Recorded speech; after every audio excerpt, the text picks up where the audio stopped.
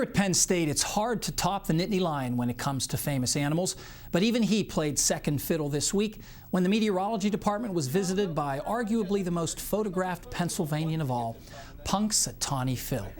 Now, you may know Punxsutawney is in southern Jefferson County, about 20 miles southwest of Du Bois, and Gobbler's Knob, where Phil makes his prediction, is just outside of town.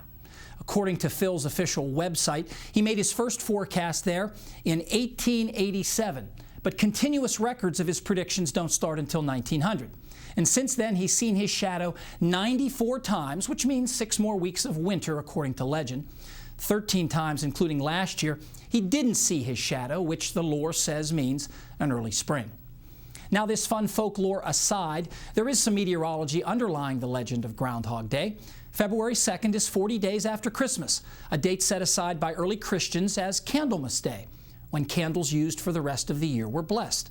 In Western Europe, the date came to signify the midpoint of winter, and Germans began to look to the behavior of hibernating animals for clues as to how much longer winter would last. When some Germans settled in Pennsylvania, they turned to groundhogs to provide them with the forecast.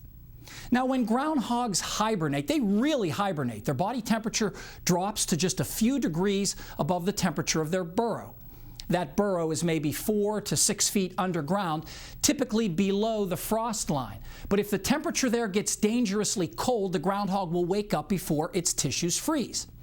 Now, on average, surface temperatures bottom out in mid to late January, but temperatures at the depths of the burrow lag a few weeks behind. So the most likely time for the groundhog to be roused by the cold is sometime in early to mid-February, about the time that Phil is supposed to wake up and look for his shadow.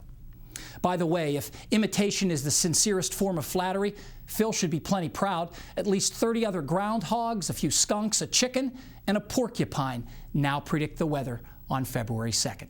Personally, I'd much rather trust Paul Knight. He's back in a moment with the extended forecast.